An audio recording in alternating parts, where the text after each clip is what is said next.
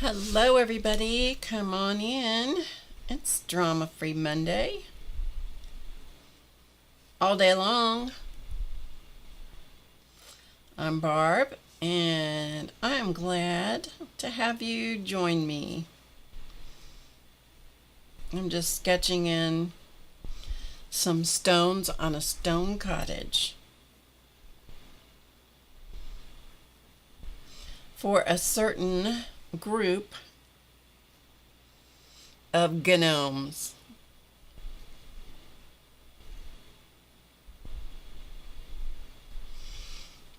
All right. I don't know where everybody is tonight. It's a quiet start to this one. That's okay. We will carry on.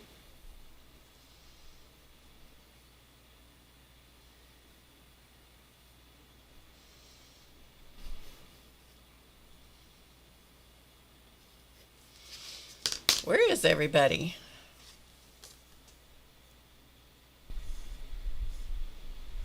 It says there's people here. There's Terry. Okay. I thought maybe I wasn't on. I was, though. How's Terry? I hope you're doing okay today. There's Rhonda. Hello, hello. Good to see you. Hi, Jenny. Good to see you. It's good to see everybody. You are waiting for chat to open? Oh.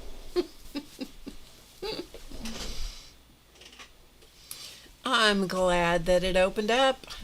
Oh, I have a lovely little weirdness to my hair tonight. What is that? Oh, well, we'll just pretend we don't see it. That's what you do. You just pretend. If you don't like it, look, it's just it. Where is it? Right there. No. There. It's a rooster tail.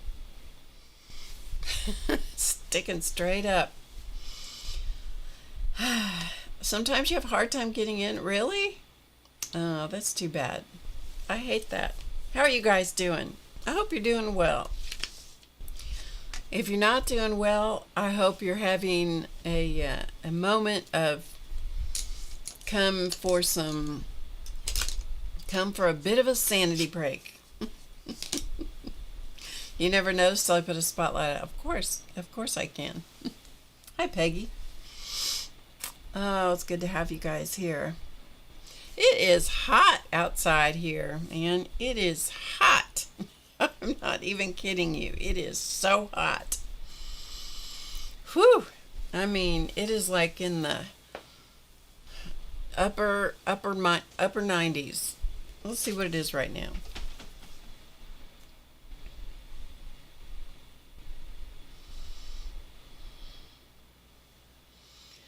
Let's look at weather. That's what I was like. I picked up my phone and I'm like, what am I looking for?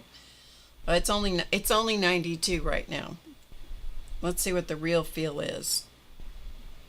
98. That's what the real feel is. It is hot. Yep. Anyway, we're gonna get started right away. Terry's getting ready for her hubby's birthday party. Oh, that's great. That's good. So I'm going to show you an image that I found. I went through 20 years worth of magazines this weekend, as well as finished packing up and making decisions about the stuff in what was left in my kitchen. And it's stuff that is totally irrelevant to you guys. But it's like the all-consuming part of my life at the moment. Anyway, going through 20 years of magazines takes a while. It's not all the magazines I have, it's just the ones that I got to go through. Hey, Dorothy. And this image was in the magazine, and I just loved it so much, I thought I would show it to you. Hi, Catherine. 97, real feel 105. Woo! that beats what I've got going on here, that's for sure. Hey Dana, hi. Dorothy, I hope I lull you right off to sleep. Isn't that the greatest image? I love that. Of course, you know how much I love images of hands anyway. But then when you have creative hands going on, those are some creative hands there. I love that too. And I was in the magazine multiple times. I just only cut it out one or ripped it out once. I thought, nah, I got to be a little conservative. I got to be a little reasonable here. Anyway, love that image. And I got this card in the mail today from Peggy because she won the doll that I was giving away a few weeks ago. And so I'd sent her that, and then she sent this card to me. So the card, I was not familiar with these cards, but it's a Hallmark card. I guess it's an officially licensed product of Crayola. Isn't that cute? Yeah. Summer came overnight to Terry's house. But look at all the things, I mean, that's a great card to be able to just color and, add it to a journal or have it. I mean, it could be its own page in a journal. Isn't that neat? Anyway, I was not familiar with those, so I thought I would show them to you because I thought maybe you guys would be interested in looking for those. Yeah. Anyway, there's that. Okay.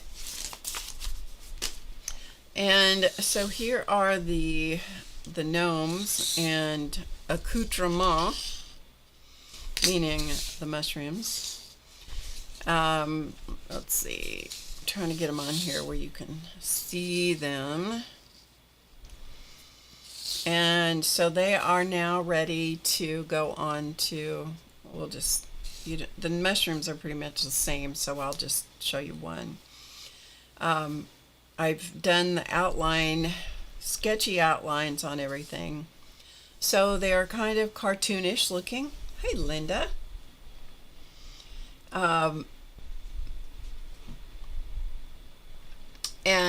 that's done on purpose so that things look rather cartoonish and innocent and so forth. I will give you a closer up look. So here's this little guy, and this is done with paint pen. So the sketchy outlines are done with black Posca, except for the gills on the mushroom. I used the Micron PN. It has the plastic nib. Here's the other mushroom. Now, each of these is going to have to be sprayed with a sealer. I use a matte finish sealer, and that seals, just makes sure that everything is set, and then I will come back and give it a coat of brush varnish. And there is that little guy. So there you go. They're all intended to be funny little guys and funny little mushrooms, and we succeeded in that.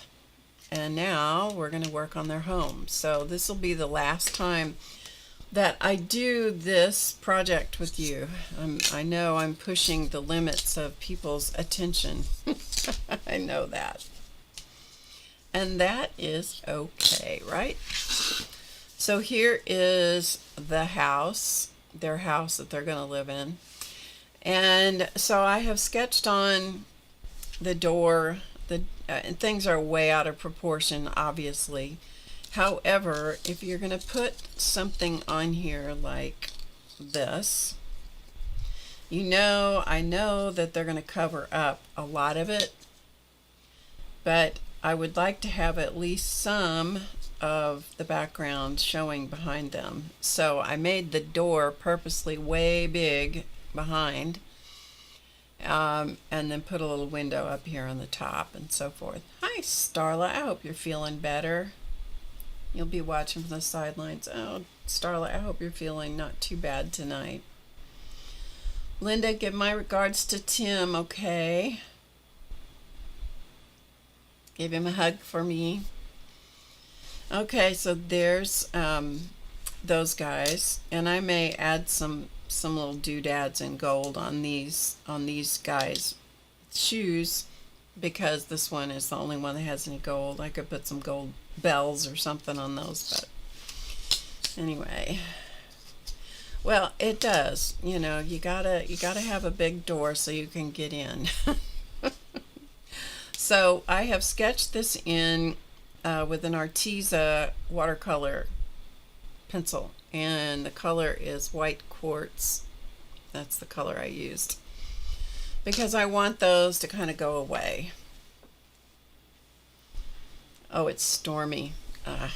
Okay, well, Starlip, hang in there. Hang in there. Bless your heart.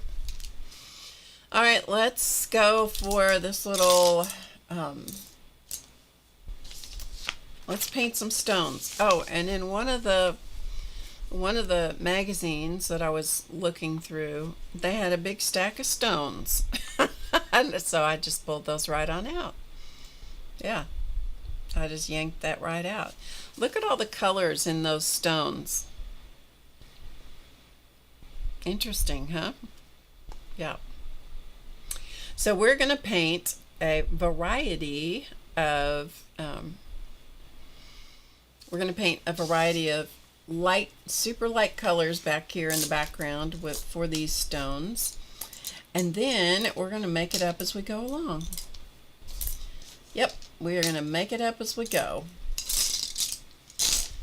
The background is just a variety of browns, and then I'm just going to use, this is my disposable palette, and so I'm going to be using that.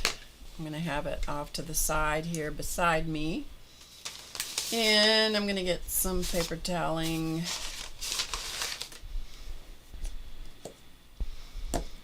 and I'm going to put some light colors of paint out here. And so I'm going to use Antique White and Fawn, because those are the two that I've used in the rest of the gnomes. And then I'm going to even throw a little Santa's flesh in there. And then I'm just going to kind of block in the stones. And we obviously will not get this all painted tonight. Finished and stuff, but you know, we're gonna go through it, see how much we can get.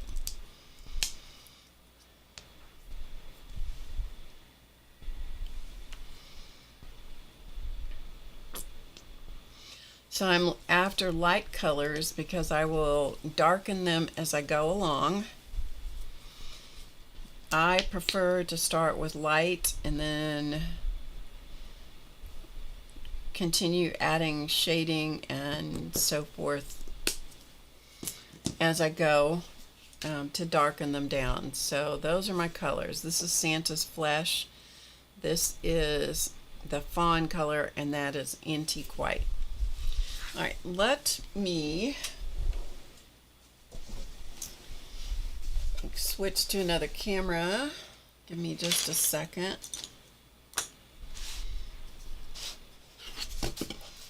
Because I can tilt this up a little bit, and I think maybe you'll be able to see it a little bit better.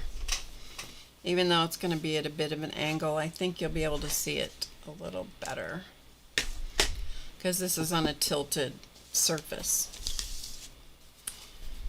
Okay, here we go. Let's paint some stones.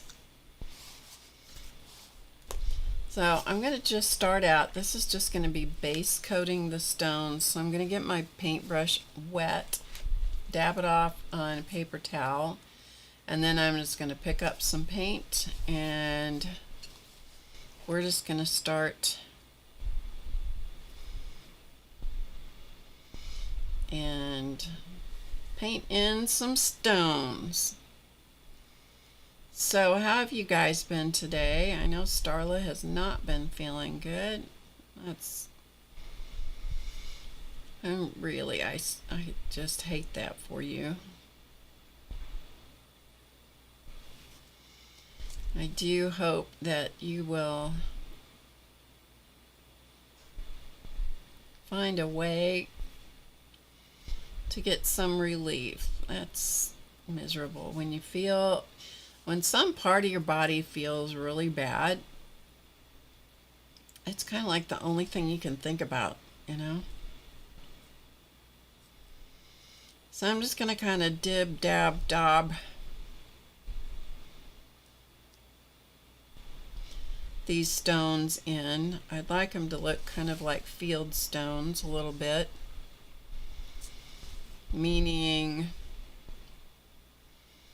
no, they're kind of smooth, but they can have uneven edges. It's interesting to go through old issues of magazines. The magazines that I have went back to 2005. They're issues of Cloth, Paper, Scissors, and Quilting Arts magazines. The Quilting Arts was the 2000, went back to 2005. And it's interesting to me to see how the trends changed and products changed and how many companies no longer are in business. It's very fascinating. And in some ways a little sad, a little saddening also, you know?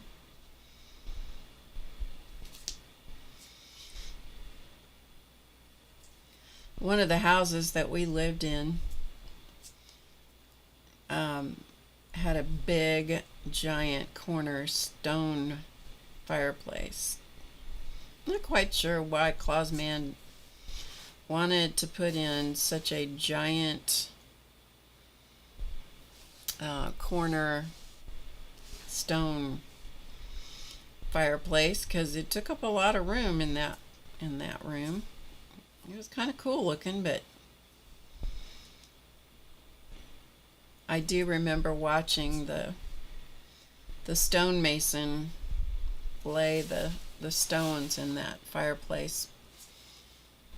Part of the time I was, at that point in time, I was greatly with child, so I didn't get to see quite as much of the progress on the construction as I might have had I not been greatly with child, shall we say.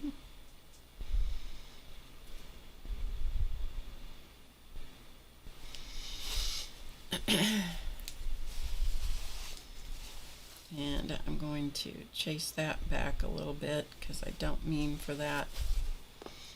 Didn't mean for that to be quite so slopped over the. I'm gonna have to turn this a little bit. I'm getting my hand at an awkward angle. Anyway, it's fascinating to me when you watch stonemasons or bricklayers in the way that they lay the stones, you know. I find that just fascinating. Oh, I'm going to add also I'm going to add gray into the mix, the Quaker gray, which we used earlier on the gnomes.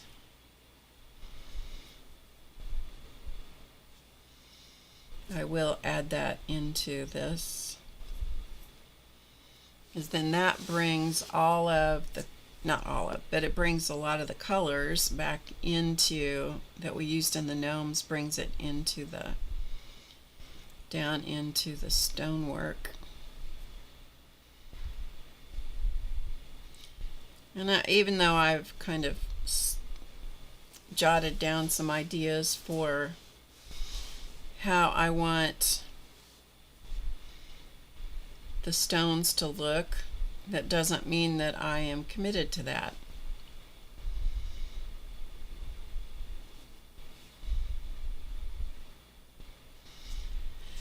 Yeah, doesn't mean I'm committed.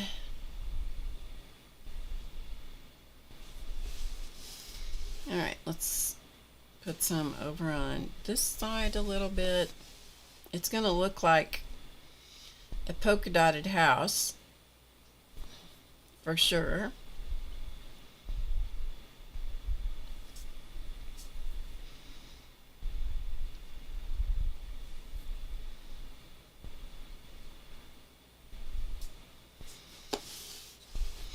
It is important when you are painting that you keep your hand, and a lot of times it's, you know, I watch different streamers and the way that they do things, and sometimes they will do their best to keep the whatever it is that they're painting, they're doing their best to keep it in one position so that the viewer can see, you know, the whole process in one position. But man, I'm telling you, I've tried that, and it about undoes your hand. So you're just gonna have to go with the flow here and cut me a little slack when I have to turn it around, because yeah, if I don't turn it around, then my hand starts doing weird crampy things.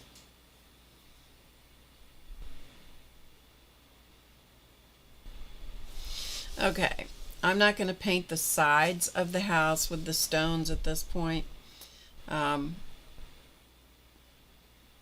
I probably will come back and do that. Either that, or I will, yeah, I'll probably lay some stones around the side of the house, but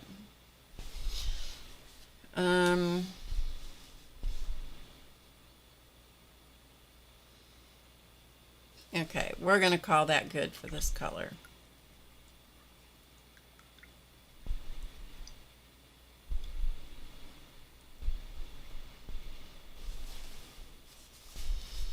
Okay, I'm just rinsing out my brush to get the bulk of the paint out. If you keep rinsing your brush out fairly frequently, then you'll help to prevent the paint from building up in the metal, right at the metal part of your brush.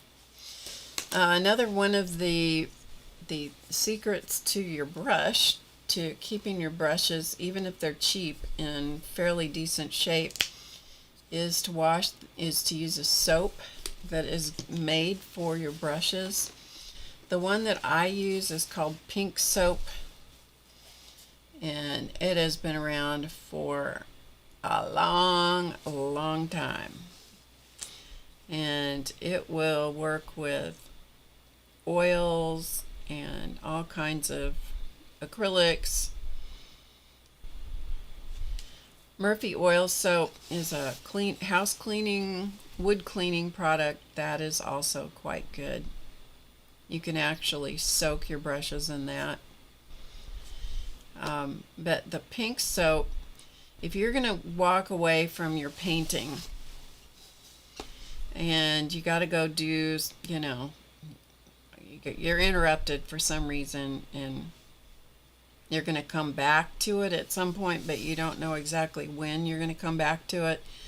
If you will put the pink soap in your brushes, work it into the brushes and work it into the bristles, and clean out as much of the paint as you can get out in that moment, and then put some more pink soap in it and just let it sit in the brush. That will help keep your brush from going rock hard. It really does. It helps the situation for sure.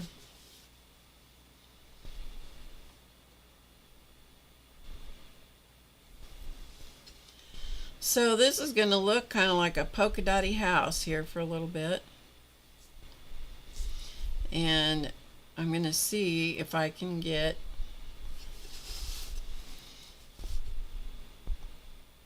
I'm going to work fairly quickly, which I probably wouldn't do quite so much if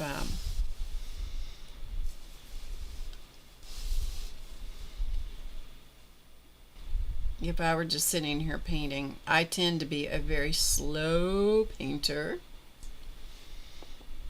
I tend to be slow about everything.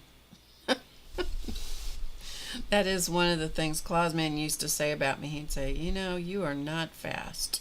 Like, yeah. Well, guess what? Welcome to the world of Barb. But I may not be fast on the outside, but I can tell you most of the time I'm going 100 miles an hour on the inside. Are any of you guys like that?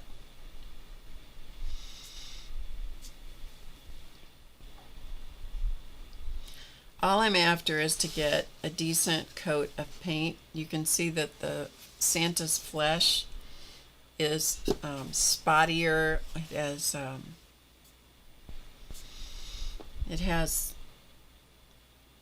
It's more translucent. And so what that does is lets more of the background show through, and that's okay.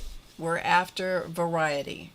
If you look at these stones right here, there's a wide variety of looks in those stones. In other words, you really can't go wrong.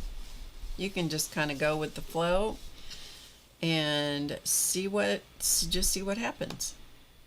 And you're going to be okay.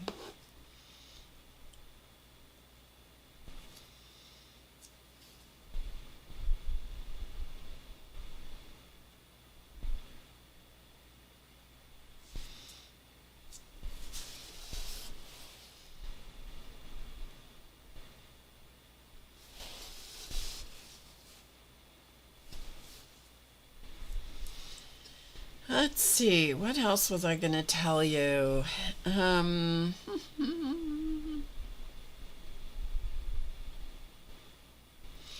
Do you have any questions for me tonight? That would probably be a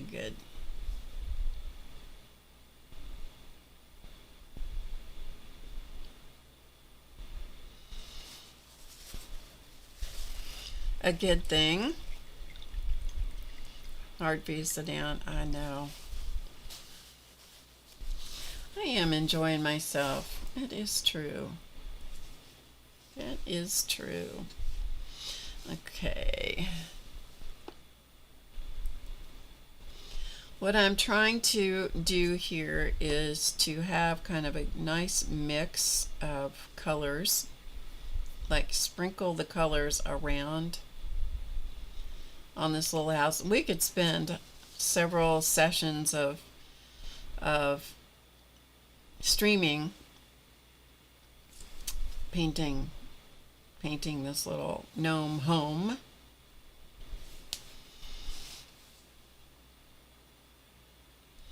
I won't subject you to that, however. And also, I need to give everybody my schedule, because we are going to be gone on vacation for a couple of weeks, and so I'm gonna give you my schedule here in just a minute. Let me finish putting this color on, and then I'll do that.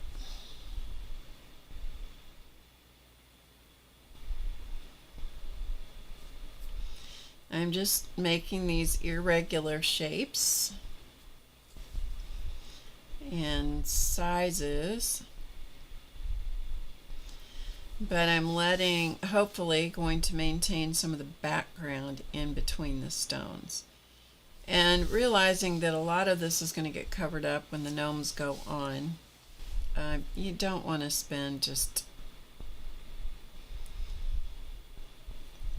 I don't know, I'm going to take my time on it just because I'm going to enjoy the process.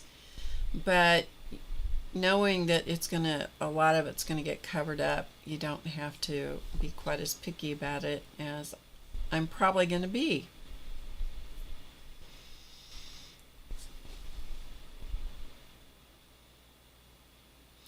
This coming Saturday is our VIP class, and so any of you who are VIP members, I'm trying to make a big point of that because this should be the first weekend in July when we have our class, but that is a holiday weekend, and so in order to get a class in, we're going to have to do it this Saturday, which is the last Saturday of June instead.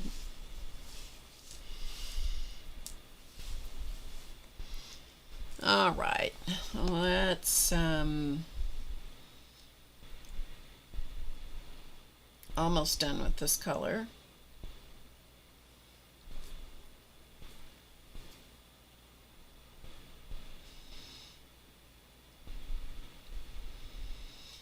And if I get too close, which I think I did down here, I will just come back with the dark brown and I'll just put in some dark color if I feel like I need it, which I may, to separate those two stones. Doesn't look too bad at the moment.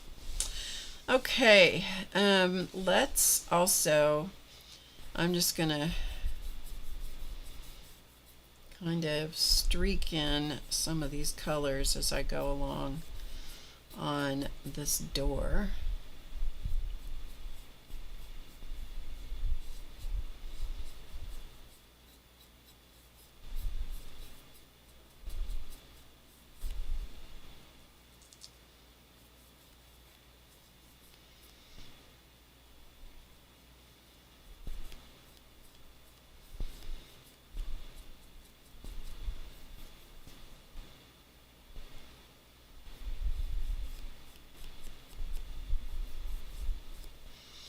And the door is going to look pretty wretched for a little while.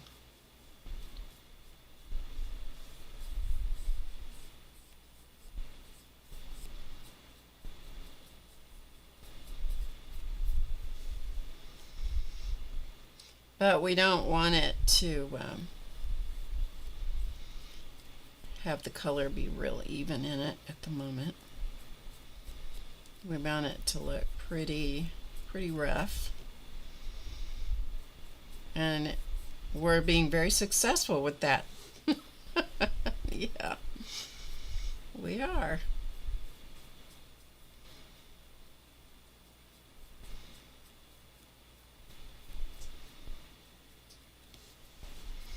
Okay, so we're just kind of blocking in the door and just let it sit for a little bit, and then we'll add some more colors on top of it, and eventually we'll turn it into something that looks like wood grain, hopefully. Okay, what was I going to stop and tell you or show you? I was like, I'm going to do this in a minute. Progress on the home. I have I only have one more room to move out of, the laundry room. That's the last room that I have to get out of. And then I'm ready to, I was going to give you my schedule. That's what it was. And then I'm ready to sell it.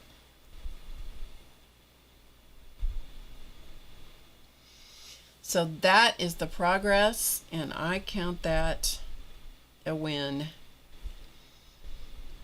That is a darn good feeling to get this far. You know, it just seems like it's just taken forever. Probably because it has. Probably because it has. Okay, let me look at my schedule.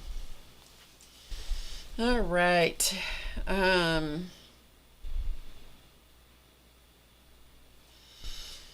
Okay, so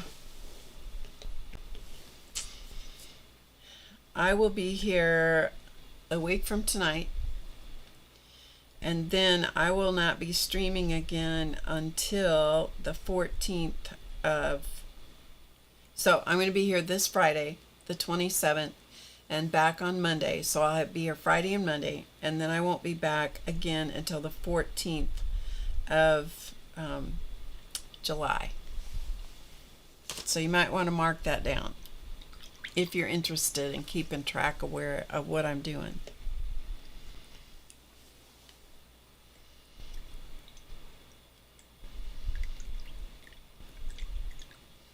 Some people seem to spend their lives on vacation. I know. It probably seems like that. It probably seems like that, Dorothy.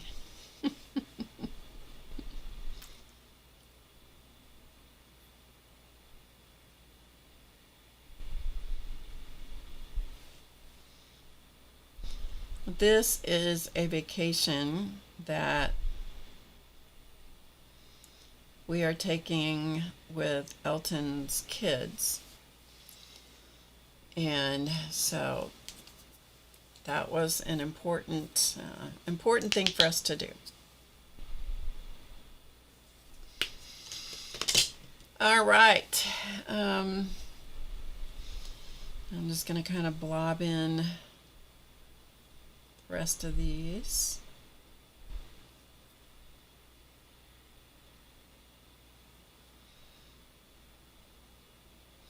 I did find a really fascinating article. I'm going to read you part of it here in a minute that came out of one of the magazines. And it references the discussion that we've had here about art versus craft. An age-old discussion that I absolutely detest. However, it crops back up now and then. And I think it's a good discussion sometimes to take a look at. And that was an interview with an artist, and so I thought, I think I'll share that with my viewers. So I cut it out, and before I lose it or misplace the article, I'm going to share it with you. So let me get these stones kind of plopped in here, and then that way they're started and they can dry. By the time I'm done yapping with you guys, this will be dry anyway. Acrylic paint is a weird medium, and it doesn't matter if it's craft acrylic. In my opinion, it doesn't matter if it's craft acrylic or fine art acrylic or student grade acrylic. It is its own animal, and you have a limited amount of time that you can mess around with it. And if you go one little stroke more where it's gotten dry, and if you go one more stroke, it's not totally dry, but it's almost dry. It's kind of dry. If you try to go one more step, it will take off what you've put on. Like this is really sticky now in some places. And so if I were to mess around with that very much in here on that door where I slopped the paint in there to start laying in my door shape, it would try to lift that paint right back off. That is one of the weirdnesses of acrylic paint.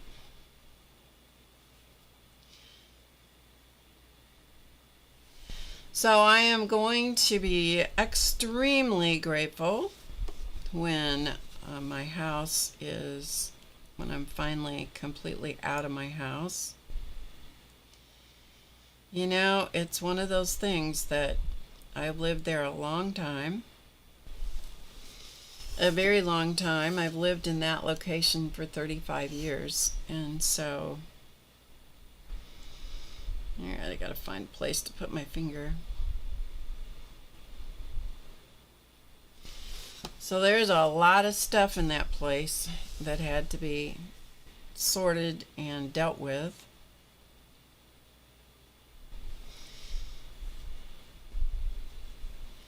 A lot of memories. Some of them were difficult memories. A lot of great memories. And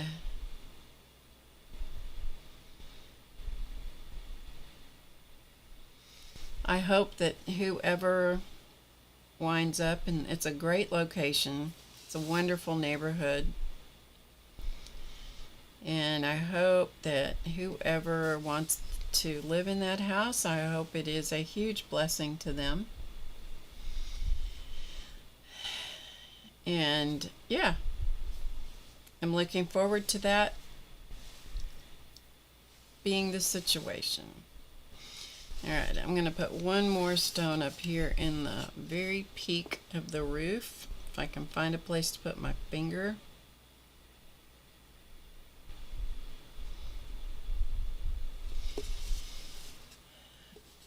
But by this weekend, when I was working over there in the kitchen, what was left, because I've moved a lot of the kitchen, I moved that months ago. It's real tough. For me, it's very hard to cook someplace when I don't have my stuff. You know, like my pans and my knives and those kinds of things, you know what I mean?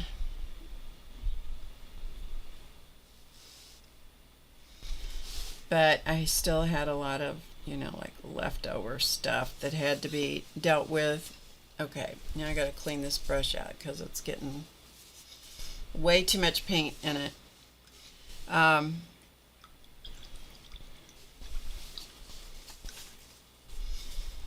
You know, by this weekend, I'm like, I'm over this. I am so over making decisions. I'm over, just over it.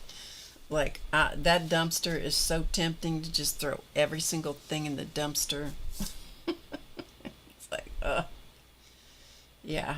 Okay, so the remainder of what I have here, I'm going to pretty much fill in.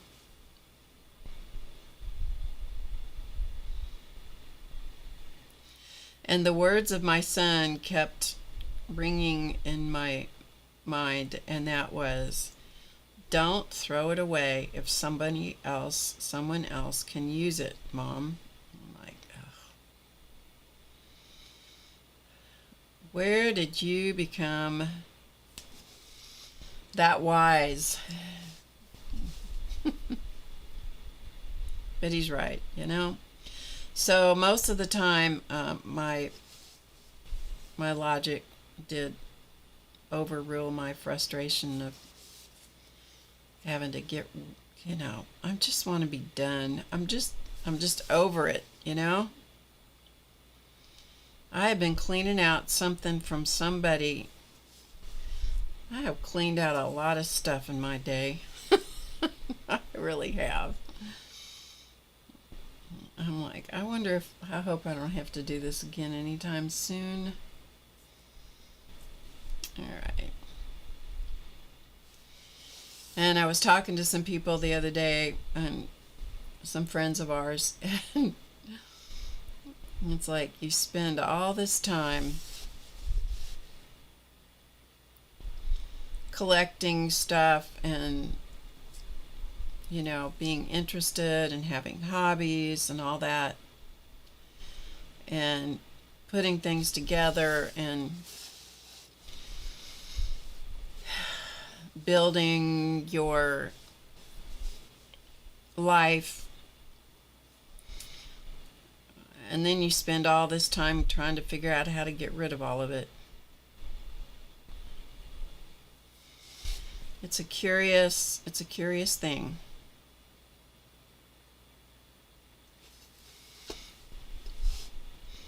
Today the house cleaners came. We've had this discussion before about how you got to get ready for the house cleaners. You got to clean up for the house cleaners. And the head guy had let me know that they were going to come between 11:30 and 12:30. which was great. And I always try to be ready, ahead of that, at whatever time that he says. I always try to be ready before that, And so I missed a text from him that they were coming, that they were going to come about 45 minutes earlier than he had told me. Fortunately, I didn't have my hair dried, but I did have all my clothes on, except for my shoes and socks. That was a little too exciting. That was a little too exciting for me. Because when I heard them, I'm like, it was just getting ready to dry my hair. And I heard the lock, that we have an electronic lock on the door. And so I heard the electronic lock sounding, and I'm like, because I had told him that I probably wouldn't be there because I wasn't planning to be here. And so I heard that, and I'm like, oh man. Something must have changed with that schedule. Well, then later I looked at my text messages, and sure enough, they'd sent me a text message that they were going to come before lunch instead of after lunch. I'm like, that'll teach me. I got to pay closer attention. Then I was really, really, really glad I was fully clothed, because they have the combination and they can come on in. That would have been, I'd have scared them to death. I would have scared them to death. Just saying. Okay, so I've just got a couple more over here on this side to fill in, and then we'll let these just sit for a little minute.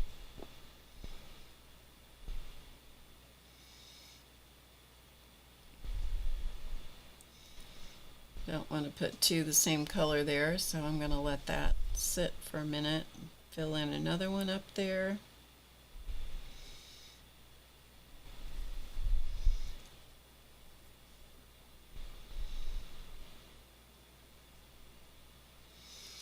Okay, so I'm going to put one more right there, and then I'm going to let this sit and dry. And well, I'll read this little article thing to you.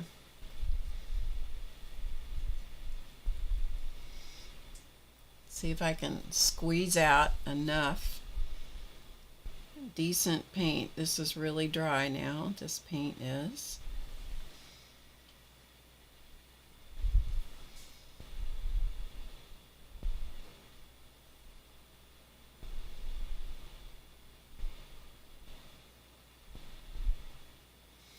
Okay, I think we've got a fairly decent situation going on here. I'm going to let this, maybe I'll stick a little bit of paint in the door, a little bit more paint in the door, and we're going to use this, which is burnt umber. This is a real translucent color.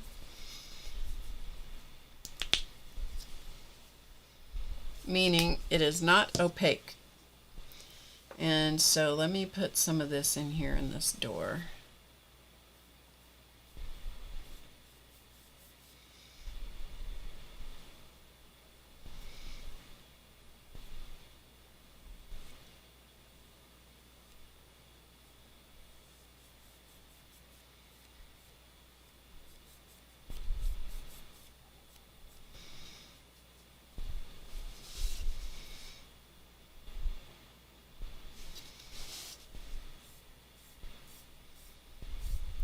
I want it purposely streaky. Pardon my head if it gets in the way.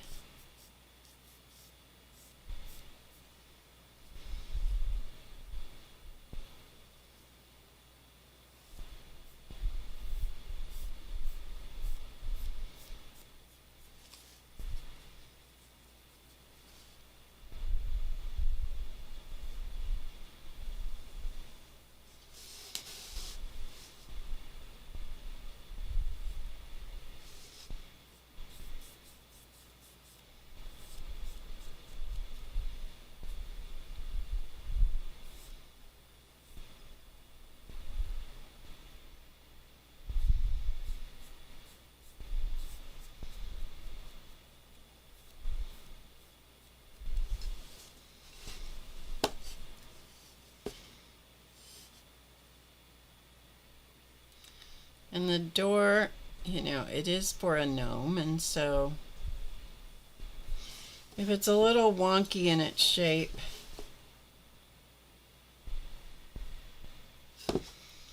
it's okay.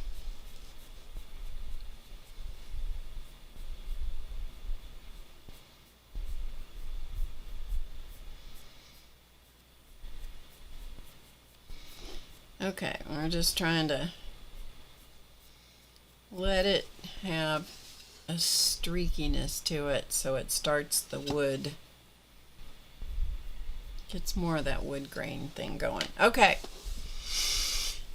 Alright, so let's have this. These are not golden paints. No, these are craft paints. These are just, all of these are just craft acrylic paints. The only one I have out that's a golden paint is this iridescent gold fine, but that isn't going on the cottage. That was on buckles for the, one of the gnomes had buckles on his shoes. Okay, we're going to look at this. This was an interview. I only saved part of the interview. The interview is with Chad Alice Hagen. I'd never heard of Chad Alice Hagen, but it was an interview. Several different people were asking questions. And this is this was from a quilting art. No, this was Cloth Paper Scissors, May of 2013.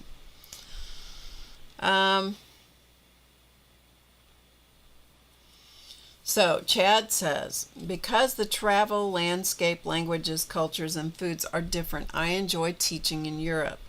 In the early days of contemporary felt making, which is what she mostly does, I found that Europeans weren't bogged down by the old art versus craft questions and were creating fabulous objects. They continue that tradition, inspiring me every time I see new work.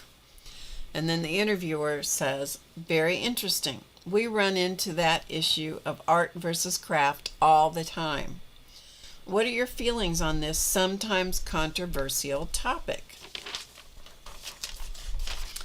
And Chad says, oh, an artistic and well-crafted can of worms, which I thought was great. Sometimes it would take a book to write everything. I have thought about this subject in the past, and sometimes I just boil it down to economics. If people are willing to spend big money on an object, they will call it art. And if they come by your booth and discuss how their grandma made the same things and just gave them away, most likely they think you're making craft. But in reality, I think for the artist, it comes down to the conversation you have in your head when designing and creating an object. And that conversation involves respect and skill for the material. Knowledge of the history of the maker is part of and the creation of something new. There you go. Put that in your pipe and smoke it. I love the line, though, of, oh, an artistic and well-crafted can of worms. Don't you love that? Yeah. If people are willing to spend big money on an object, they will call it art. And if they say, oh, my grandma made things like that and gave them away, then it's craft. Yeah. So did that clarify it for you? Probably not. Okay. So here is our little stone cottage coming along. And I will slop some stones on the side probably later, but not now.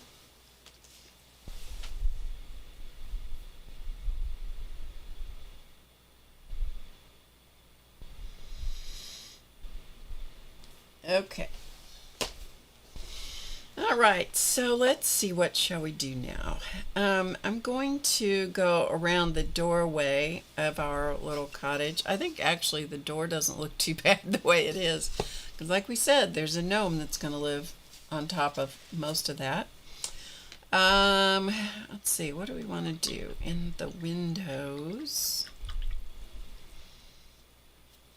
I want the windows to look, well, first of all, let's go around the outside here. And I think what I'm going to do is I'm going to go around the outside of the door like it's a different kind of, maybe a brick sort of thing around the outside the door frame. And so I'm going to put a different color of gray, maybe model a little bit of the dark gray and the light gray together. And let's see what happens. I'm making this up as we go along. Yep, I'm just making it up as we go. So I've just kind of brush mixed some of the dark gray and the light gray together and then stuck my hand in it. And so let's just see if we can paint a stripe of this color.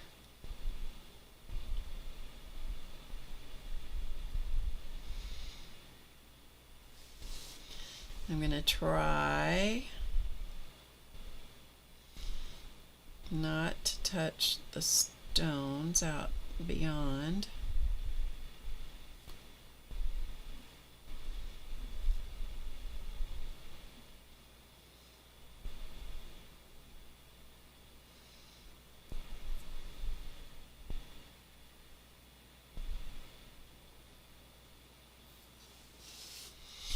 Okay, I'm going to turn it around so I can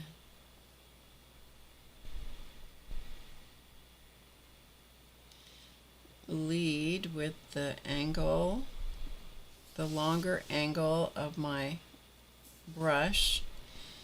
And this brush is in sad, sad, sad shape. I know you can probably tell that.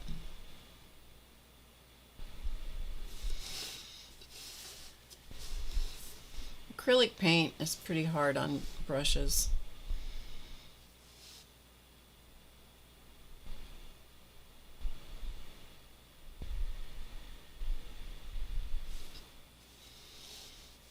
That's why one of the big reasons I don't invest a lot of money in brushes. I would rather just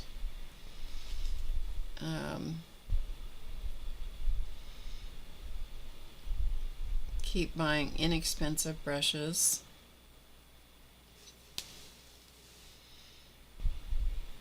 More frequently.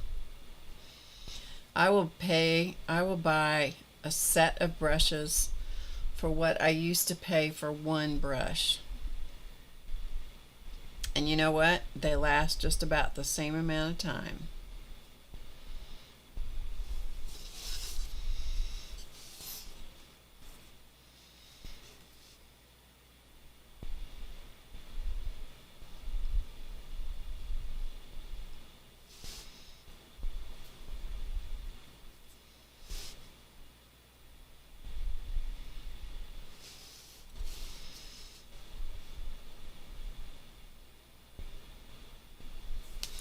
So here is where I'm kind of shaping the door.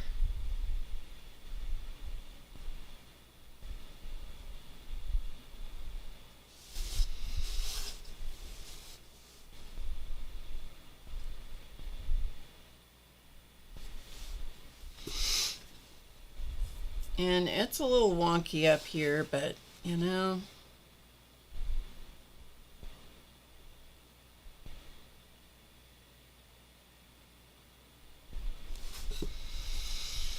it's for Gnome, so I think they'll probably be okay with how wonky it is.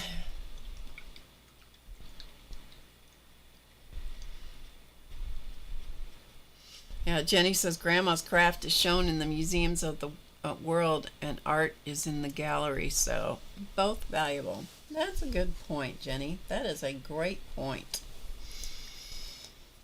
Absolutely great point. All right. Let's put some light in the windows of our little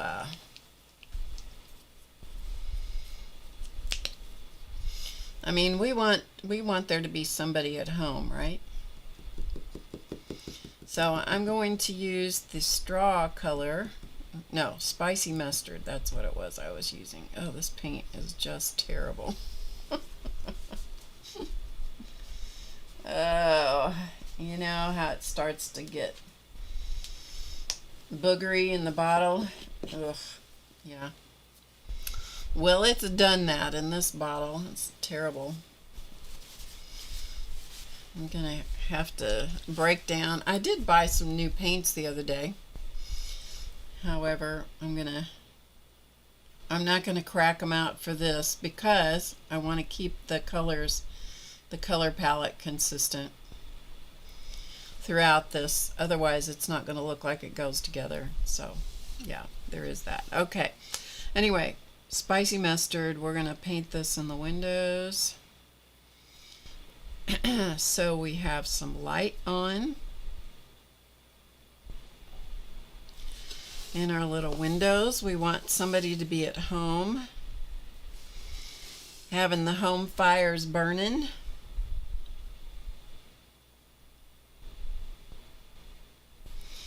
And if I need to, which I probably will, I will come back and give this another coat of paint. I may even give it a little different color. We'll see.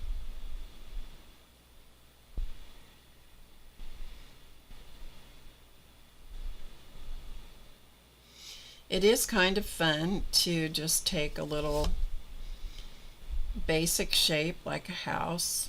Home is a very important thing to me.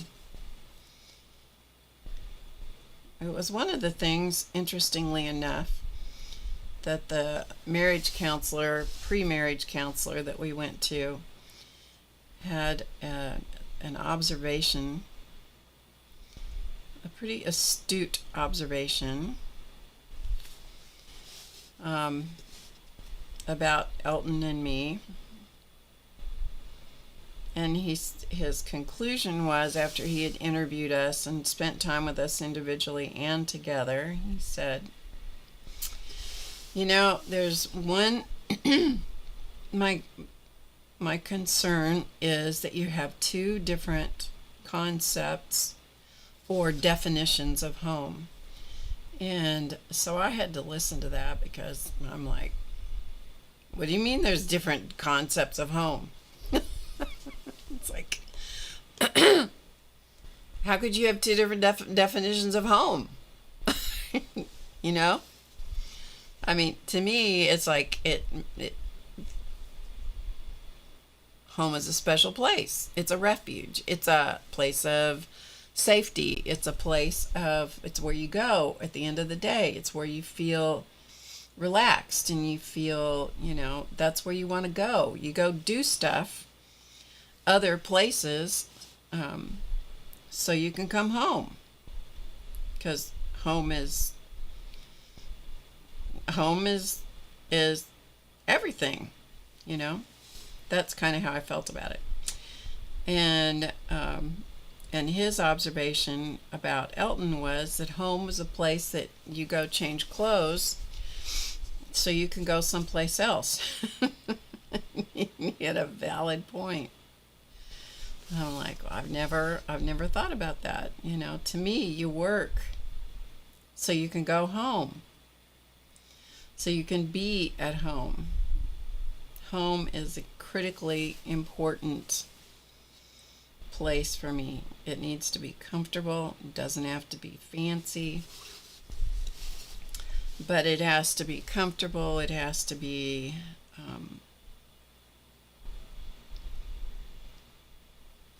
the older I get, the more well organized it needs to be, because I don't want to look for stuff.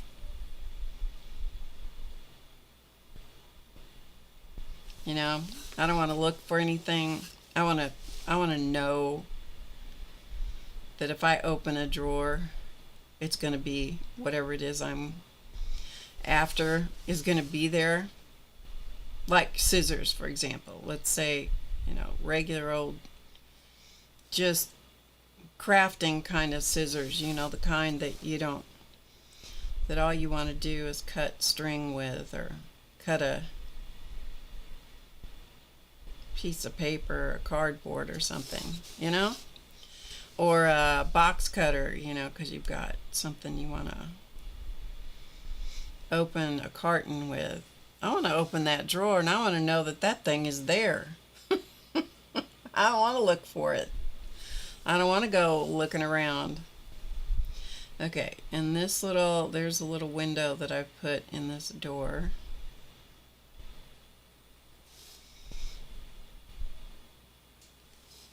So we've had, you know, the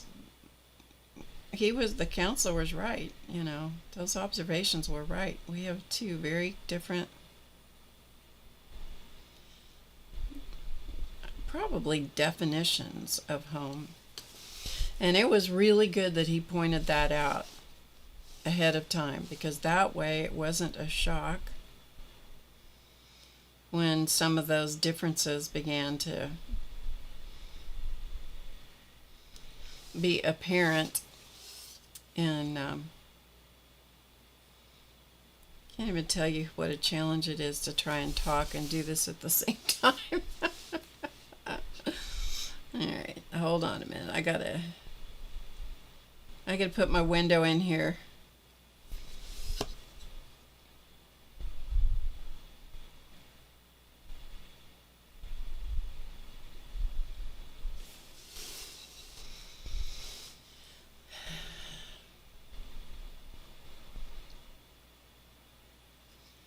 And Elton has a pretty good case of ADHD.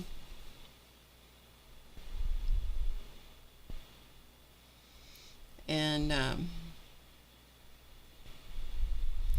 so his way of organizing is to put it where you can see it, which means on the counter, on the table, on the dresser.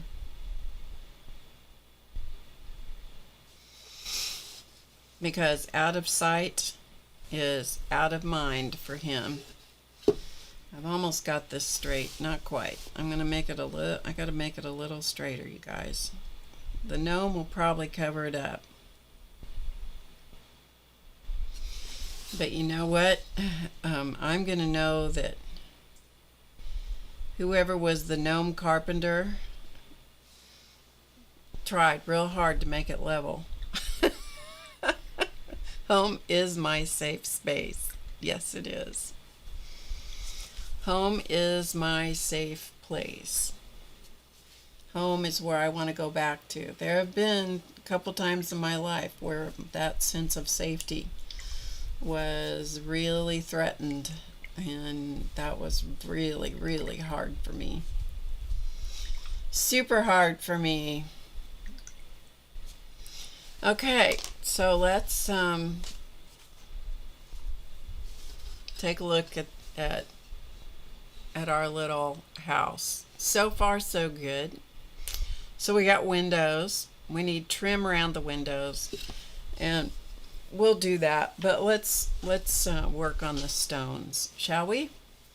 Since I've got some gold out, and I'm going to put out some blue, we're going to make these stones. These stones are going to be colorful.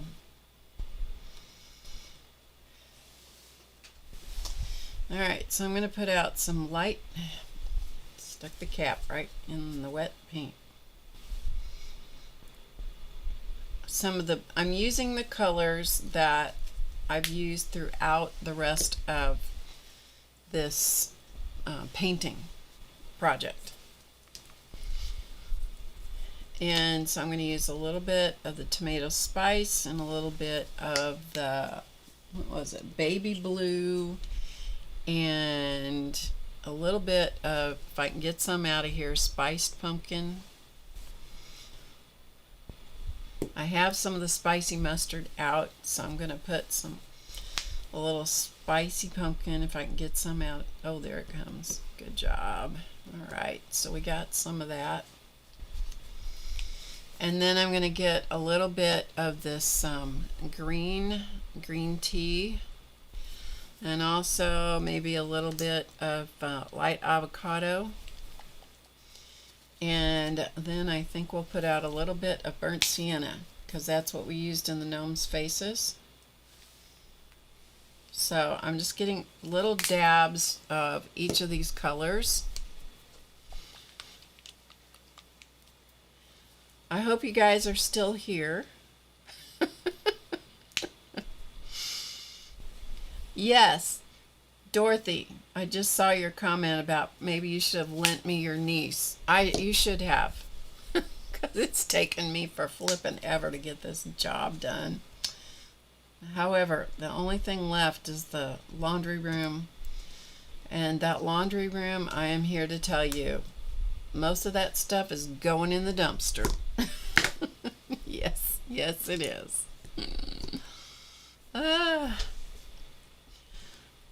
Two definitions of home.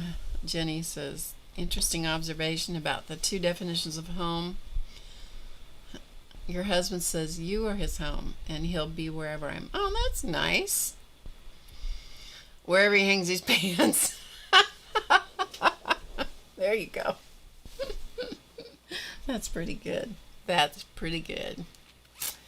That is pretty good. Okay. All right, let's go back and see if we can make some of these stones. Let's see if we can make. Oh, I don't want to do that camera. I want to do this camera, because I think you get a better look, better view.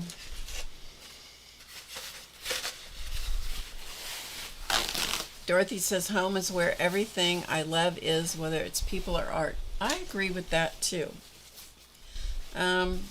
Yeah, that's true. So true. Okay, so I'm working with this one crazy little brush that I've painted all the stones with, and painted the door and painted the windows and everything else. And so let's see what we can do here. I'm going to give the stones some edges. Let's see how this works. So I'm going to get some burnt umber, that color I used in the door, and then maybe a little burnt sienna also, or tomato spice. I picked up tomato spice, so we'll go with it. Alright, so I've just got some on the edge of this brush, the long edge of this angled brush, and let's see what happens. Let's put some on the edge here. And then I'm going to use another brush and just kind of blend that a little bit.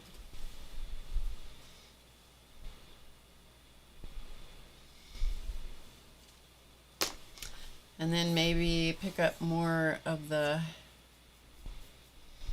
burnt umber.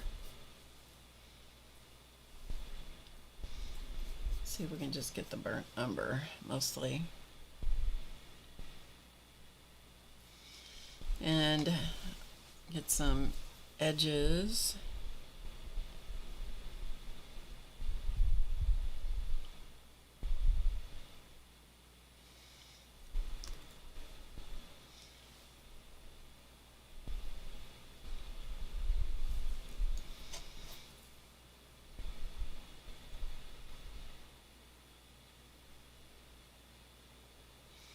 Just trying to get some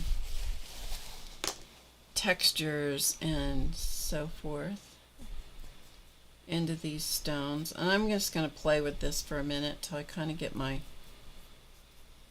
a feel for it.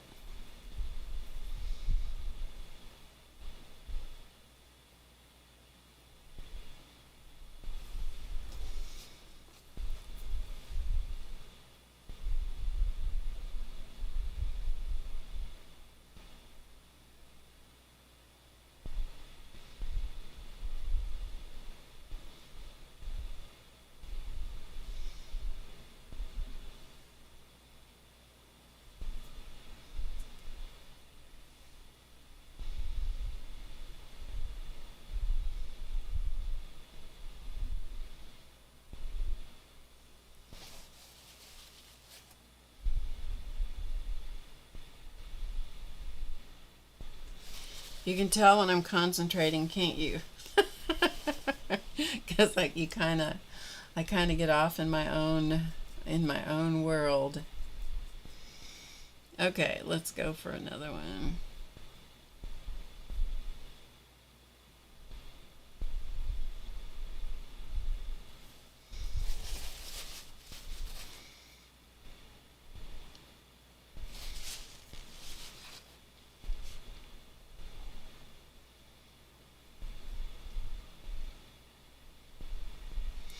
And it's okay if some of the stones kind of blend in a little bit here and there, like blend in with the background a little bit. Yeah, let's see what happens if we do this.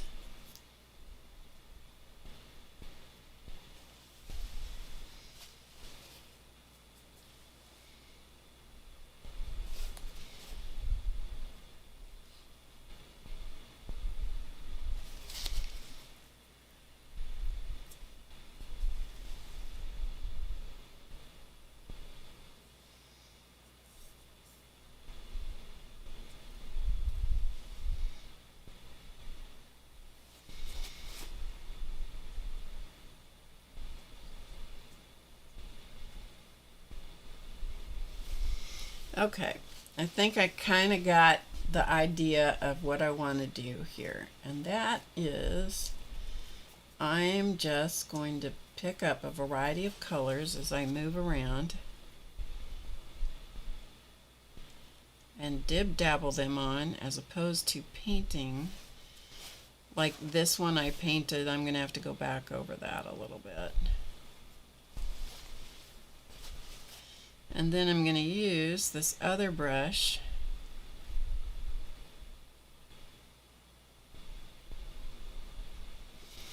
to kind of model that paint that I put down.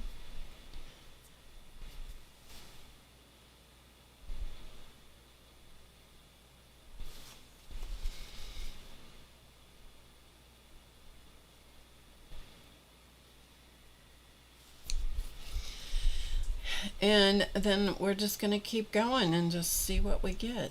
Yeah. Okay. So some green maybe.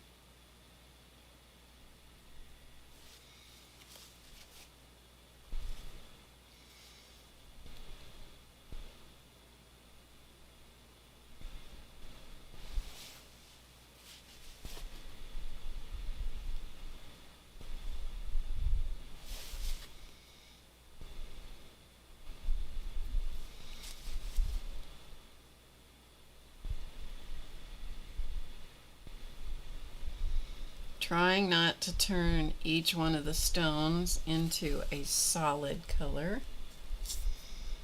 That is going to be the challenge here.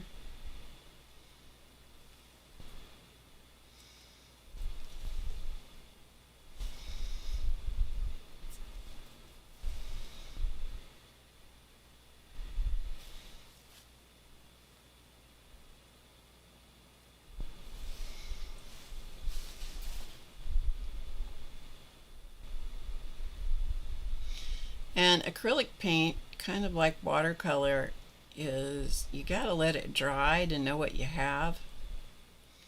Because sometimes you really don't know what it's going to be like. You kind of got to go with the flow.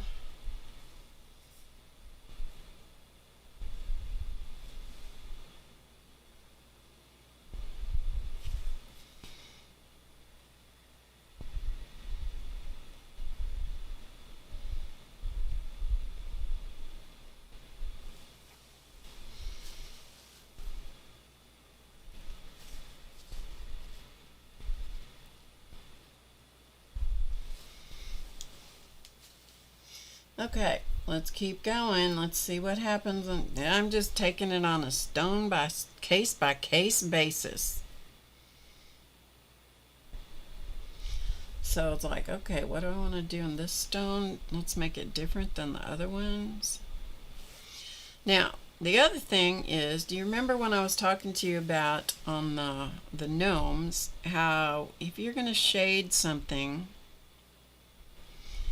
that you want to do the detail and then come back and shade it, do the shading step later. And that is the truth about, there's no exceptions here either. And so what I'm going to do is I'm going to do all of these stones, giving them whatever kind of look I want to give them. And I'm going to do that all the way around. Then I'm going to shade on top of that after it's completely dry up here under the roof line. So that's where that's going to happen. All right, let's mossy up this stone down here a little bit. Mess up a straight line. Don't you think there probably is quite a bit of moss on these stones?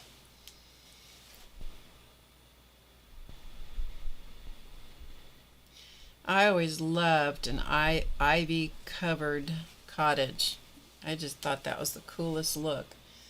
Oh man, Claus Man didn't like ivy growing on anything. He was the biggest party pooper when it came to stuff like that. He said it was hard on the building.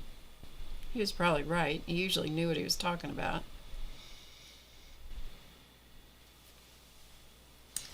But I hated that he knew what he was talking about.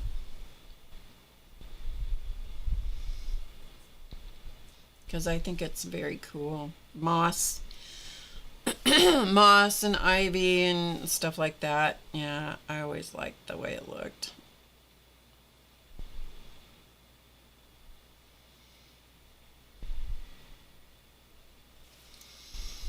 Oh, here we haven't used any of this. We haven't used any of this one.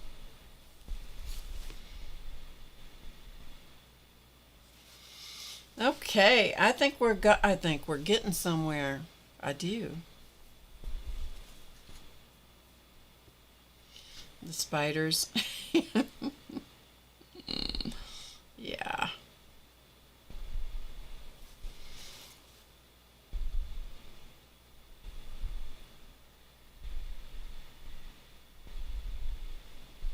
Spiders don't bother me as much as mice.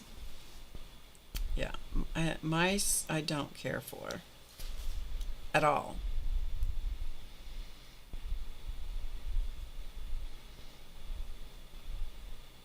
Or wasps. Yeah, I don't like wasps. Ugh.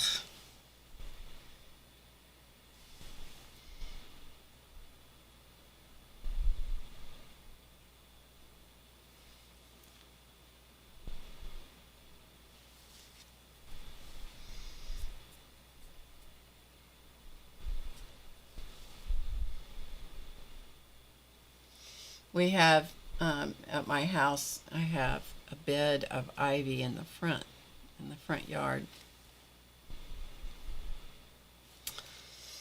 And I always have to yank it off the house, you know. Claus Man would be proud of me because I remembered yank it off the house.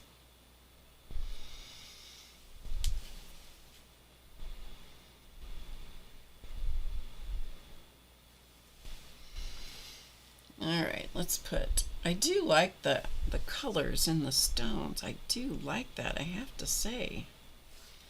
I'm so glad I found that picture of those colorful stones. What do you think? I think they're kind of looking like stone-like. I think they're kind of looking stonish. Some of these, you know, the super light ones I'm not as crazy about, so we're gonna darken those up a little bit more. You know, I gotta keep reminding myself that the gnomes are gonna cover most of this.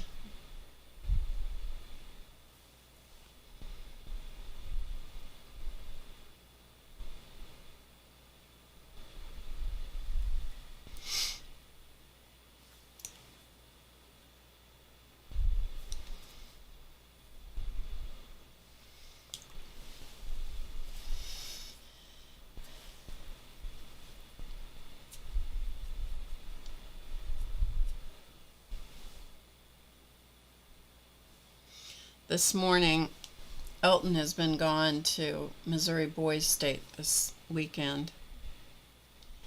And so I've been walking Muppet in the mornings. That's usually his job that he chooses to do. And Muppet is not the only one who goes. This morning it was Muppet and one of the outside dogs whose name is Clarence. He's a big border collie. And 2 cats. And it's crazy to see these cats tagging right along with the dogs, walking right with us. Good thing we're in the country.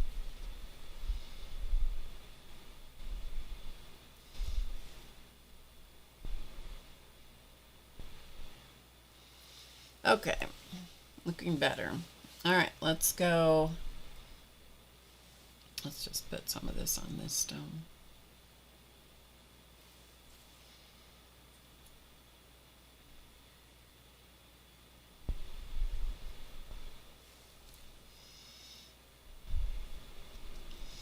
This brush is going to be toast at the end of this ordeal. Probably both of these are.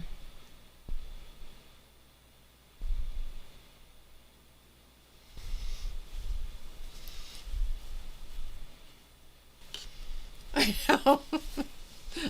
And sometimes old Pepper joins us. Pepper Jack, the ancient dog that, bless her heart, she's still hanging in there. Sometimes she joins us, but it's too hot out right now. She's not too excited about it.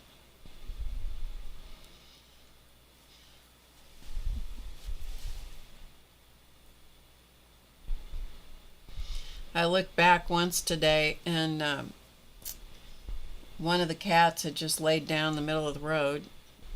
And I'm like, Socks, come on. And here he just picks up his body and just comes trotting right after me. Oh, funny cats. These are from the people that left them. One is Socks and one is Beckett.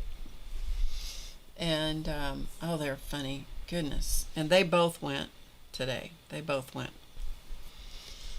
I mean, it's just like they're dogs. They just go right with us. Like, okay, all right, let's go.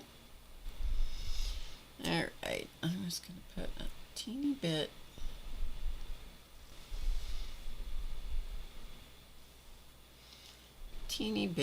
Oh, this brush is getting so full of paint. Okay, let's keep on going. Keep on trucking. What time is it? 7:30. It's only 7:30 here. Goodness. Are you guys tired of this yet? I guess it's too bad if you are, because this is what I'm doing tonight. I guess it might be too bad for you if you're too tired of me painting rocks. Painting stones. We'll stop and put curtains in the windows or something here in a little bit.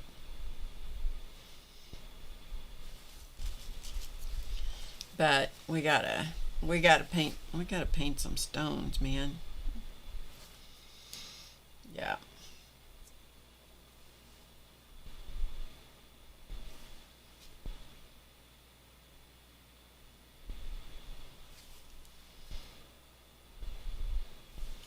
I have books on painting rocks, but it's not like this.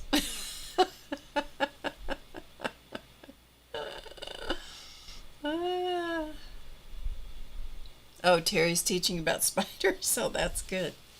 That's good. All right.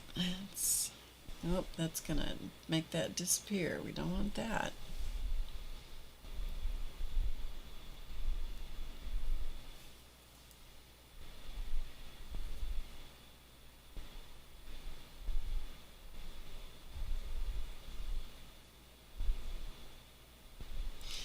there is usually a spider. It seemed like it was in the fall that I saw those spiders. When I've been out here before, that the spiders will build a web. I think it's in the fall. Garden spiders. They can make the most incredible webs overnight. I mean, it's like incredible to see what they're capable of.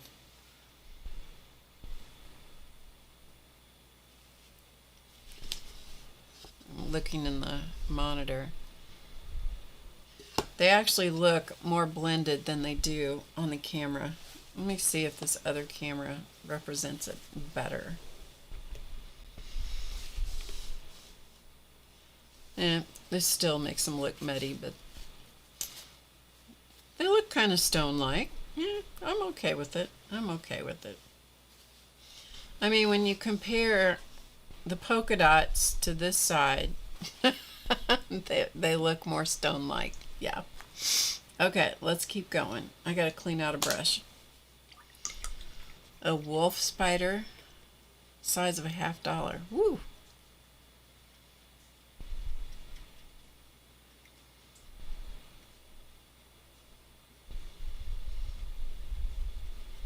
There's somebody that walks a cat on a leash. Yeah, if you start them when they're young, you can do that.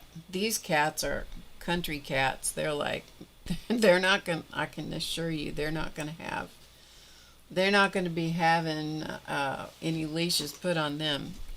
Okay, let me get another color of yellow here.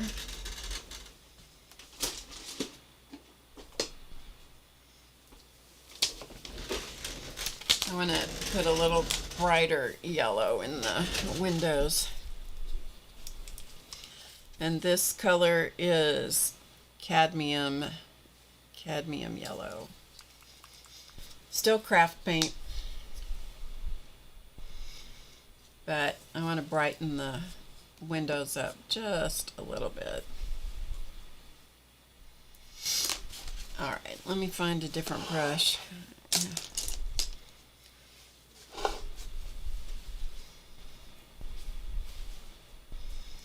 And we'll put a little bit better light in the windows.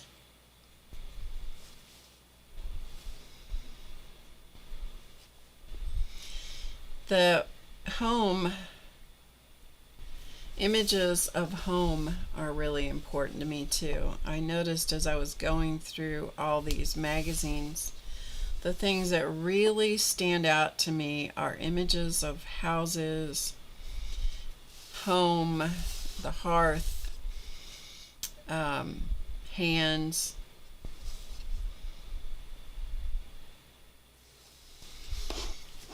Yeah, that looks a little bit better.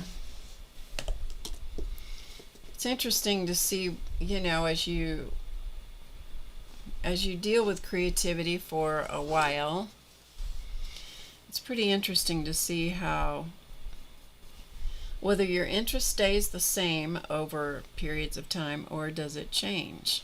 And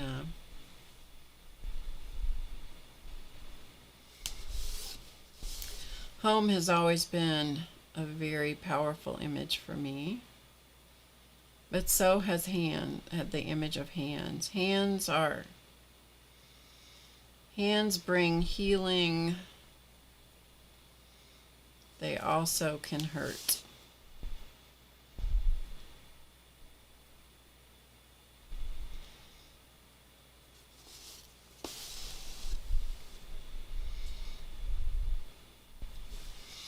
Okay, that's going to be better. That's just going to brighten up. I mean, our little gnomes need to have some light on in their houses.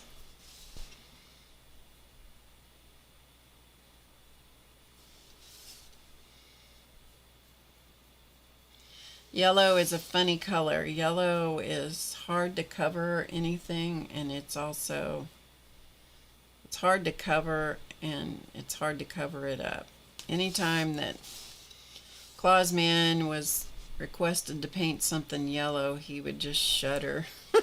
He hated he hated painting anything yellow. Oh, I know.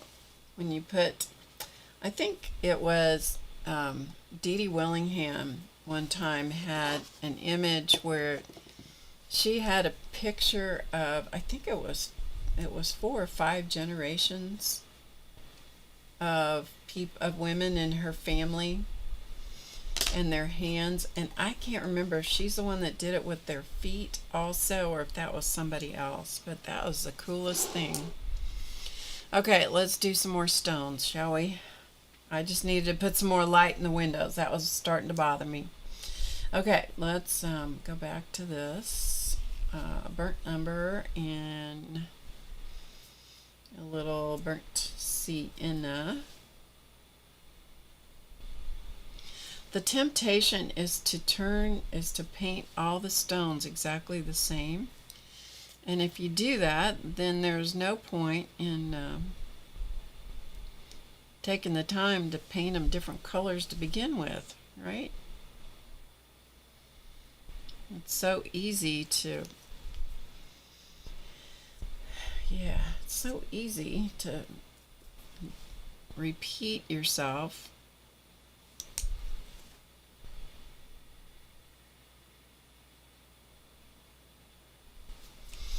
Okay, why are you not cooperating with me? Must have too much water in the brush.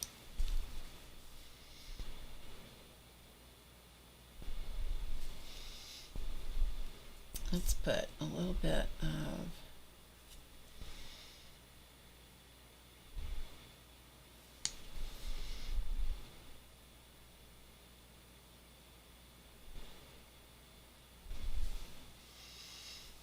okay, let's go.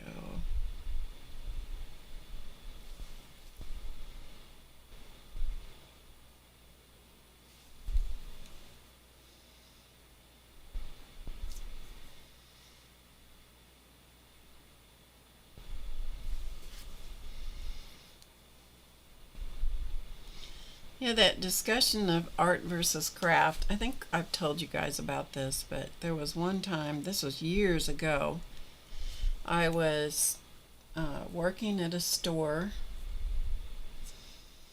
and we sold ultra suede, which is a synthetic suede, and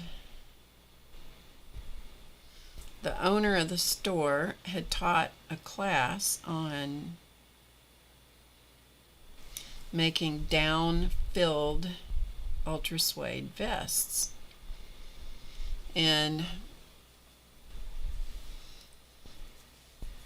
I really enjoyed those, but I didn't want mine to look like everybody else's, and so I thought, oh, I'm going to try painting on it. Well, this is way back before, this was when about the only paints that were available back then were watercolor or oil. Acrylic really was not popular. I think they may have had acrylic wall paint, but I don't think they had acrylic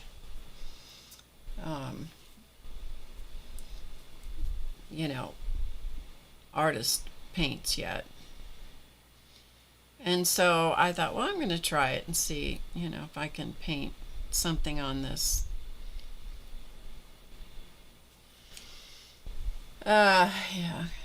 Brain. Thinking's hard sometimes. Thinking and doing and talking and keeping up with the cameras and everything else sometimes is a little more than my brain can deal with anyway. So I thought, well, I'll see if what I can do. So I painted, I think the first one that I painted, I think I put poppies. I ran across a picture of them the other day, and I don't know where it is now. I'll find it again, then I'll show it to you. I think I did poppies on a red vest. I think that was the first one I did. Anyway, there was a group of women associated with the store, and they were going to develop these vests and take them to market, and the clothing market. And so they fell in love with what I was doing immediately. I mean, they thought it was the greatest. I I thought it was cool, but I didn't think it was all that, And hey, Miss Allie K, good to see you. And so I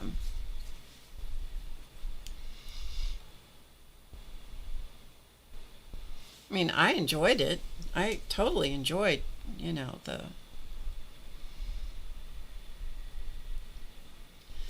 painting, and much to my amazement, it worked on the ultra suede, and didn't. I was afraid it was gonna, leach out a big ring of oil on the fabric, because it's way too expensive to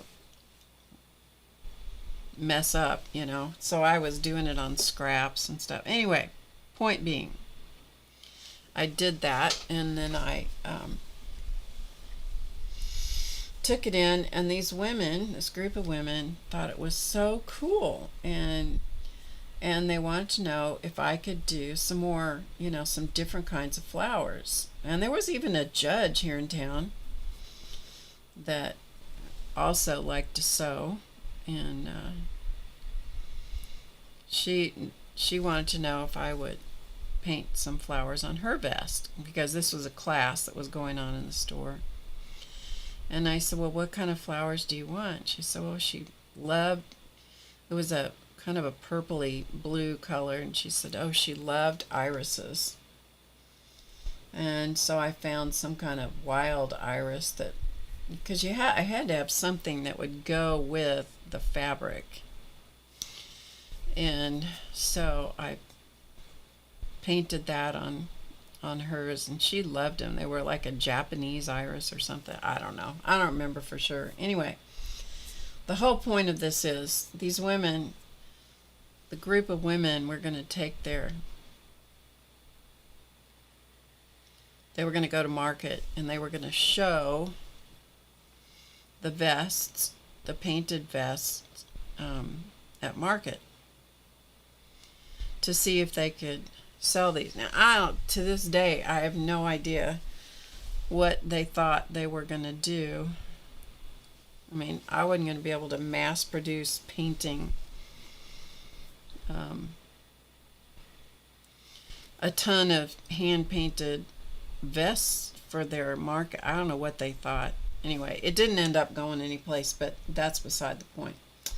The point of this discussion is that one of them called me one day just before they're going to go to market, and she said, so what you're doing on these vests is really beautiful. Well, thank you. Do you consider it art or craft?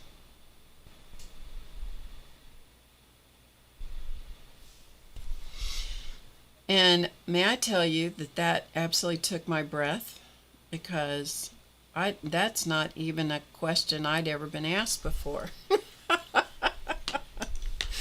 Okay, I'd never been asked that question before. And I didn't know how to answer that question.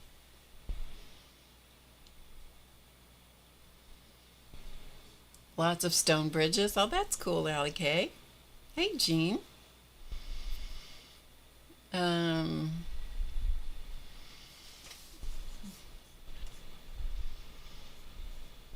Lived on the farm. Our cats always went with us for walks. Oh, that's funny, Jean.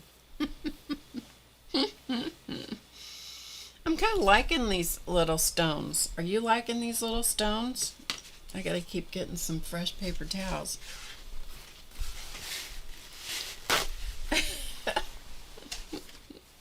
I didn't even know how to answer her at all. And so finally I said, well, I told her, I said, I don't even know how to answer that, because I don't know the definition what is your point of reference? How do you define art? How do you define? She says, is it fine art? Is it, yeah, no, it was art or craft. That was the question. And then it was, well, I don't know. Does that mean fine art? Like, did I go to the university and learn how to do this? No. Do I sketch it on before I paint it? Yes. Am I using reference photos of flowers? Yes. Oh goodness. Oh goodness. It was. That, I have to say, was a discussion that literally took my breath away for a while. I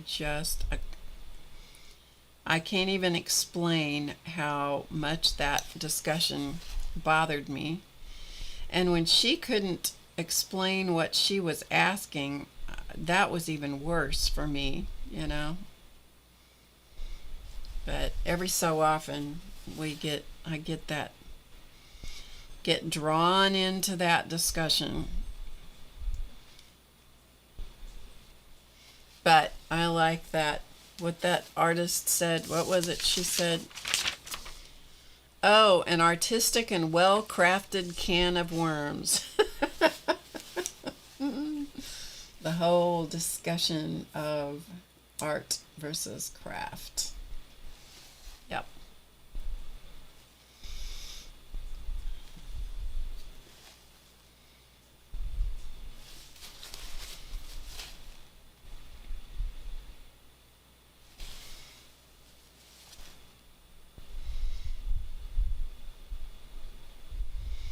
So perhaps you can see the technique that I've settled on is that I'm applying paint with one brush and dabbing it around with the other one.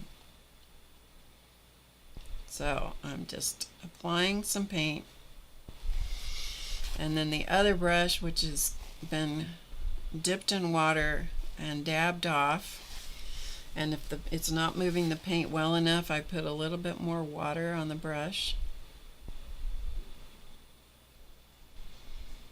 and dabbing it around. And then if it doesn't suit me, I come back and I add something else and dab it in until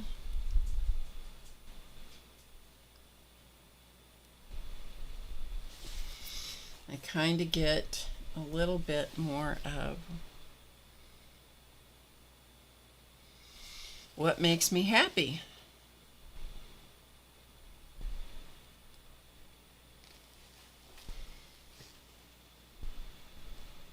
Okay. And then I'm just going to move on to the next one. Covered it in school by teaching art and craft. There you go.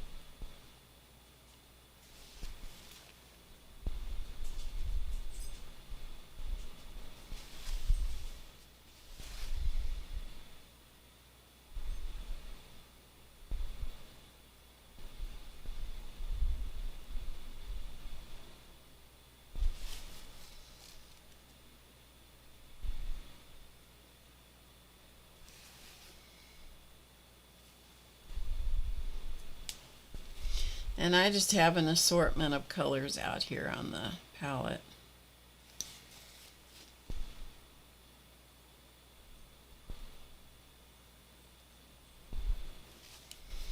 Because what I am trying to do is to make them different colors.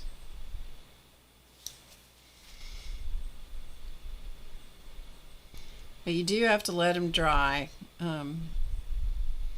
in order to get the full effect of what the paint's gonna do. Because it does dry differently than it looks when it's wet. Dries down differently.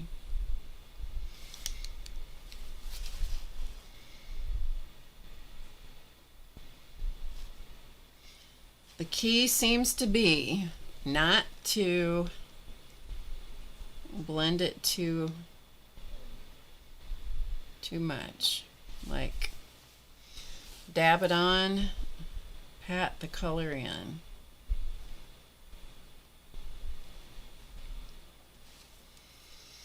I do like the green patted into it. Oh, my paint's getting dry. Where did I just put that? Was it this one?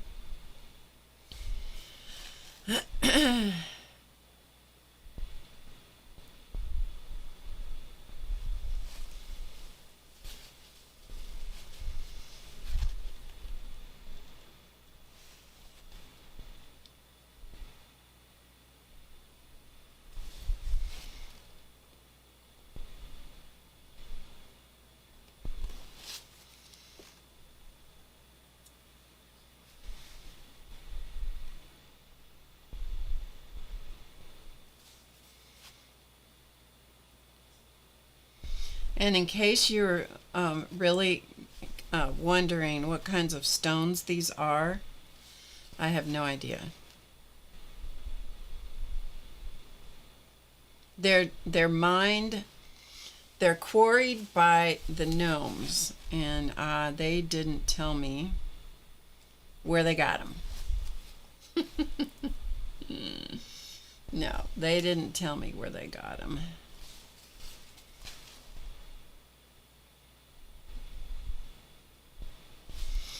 You gotta be careful, because if you don't watch out, you put the color on and then you take it right back off. I'm gonna leave that one. I'm gonna leave that one just the way it is. Alright, let's put this one on.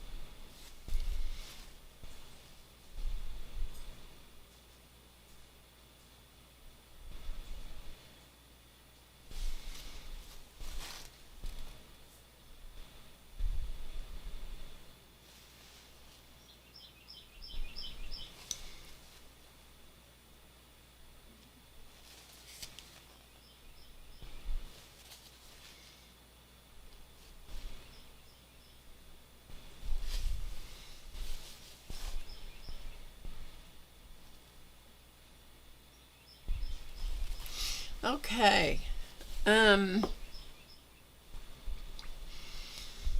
Let's stop with the stones for the moment, for the time being. And let's put some curtains in the windows.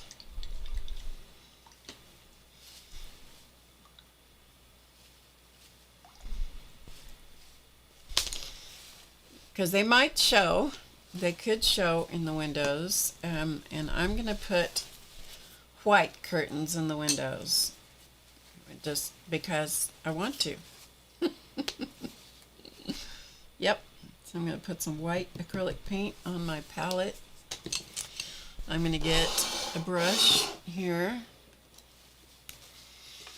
and I'm going to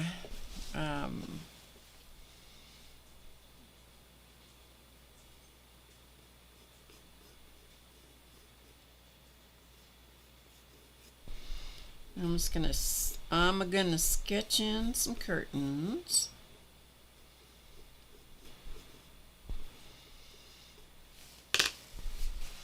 And I may only get it done on this one window. This brush is really big for this.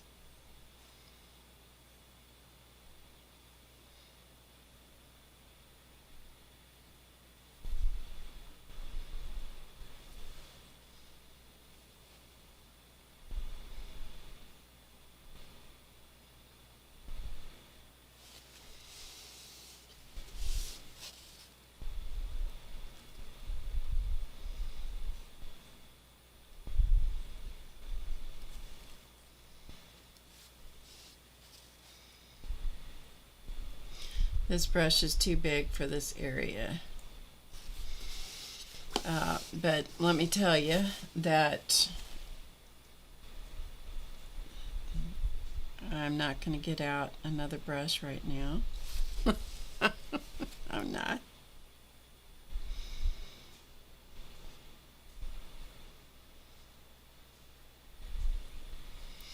I'm going to let these curtains be kind of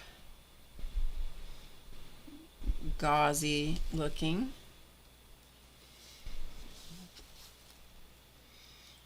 And then we'll put some... Boy, I'm having a hard time talking while I'm doing this tonight. Normally, I do a little better job talking and doing. Yuck. Get off of there.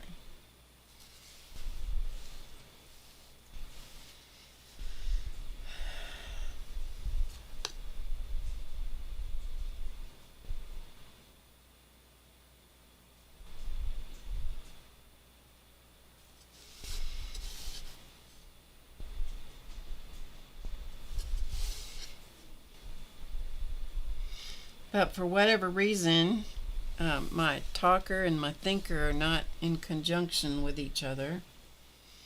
They're not in agreement.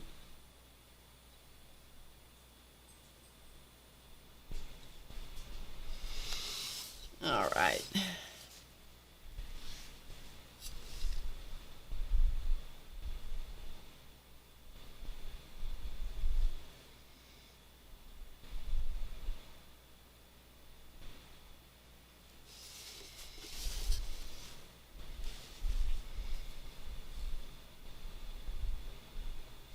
This is the kind of stuff, this little detail stuff, that I could spend a lot of time doing. I just slop that right on outside of the window. The curtains are not outside the window.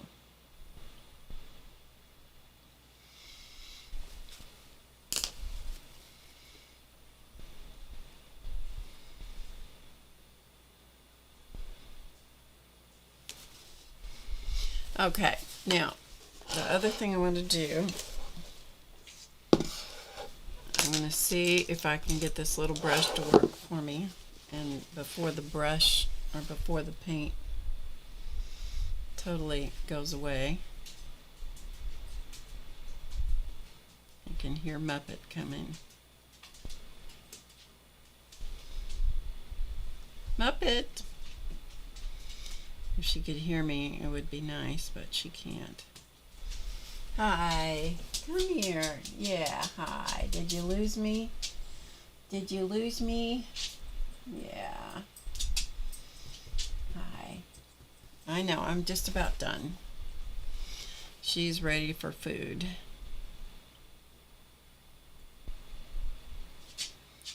She can't hear. She barely sees.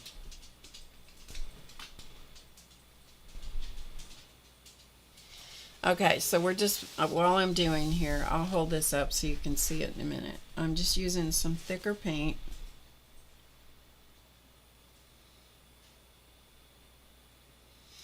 And making an attempt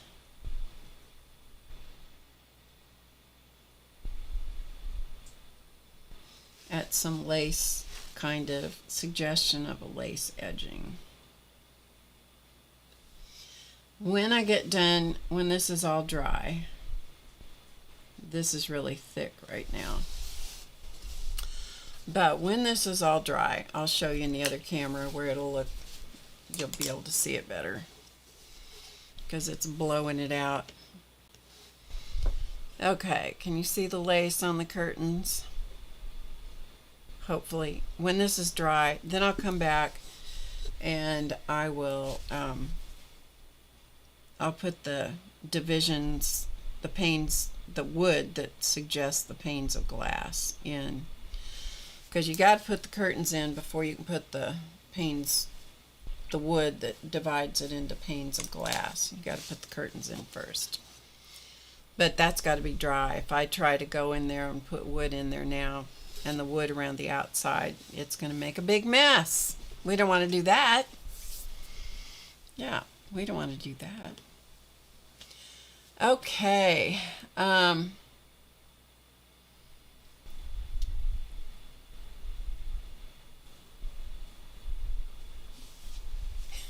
That's neat, Jenny. That's cool. All right, you guys. I'm going to call it a night. Let's see, can you see from a distance? I'm trying to get it up here where I can see with the, yeah, it does look pretty stone-like. I can live with that. Okay, I'm going to take off for tonight. Thank you for, or for the current moment, because I know some of you are watching me in the daytime. Here it's evening. I'm going to go. Thanks for being here, and hopefully, I don't know, we'll try. I'm going to try to have this at least finished or almost finished by Friday. That's what I will try.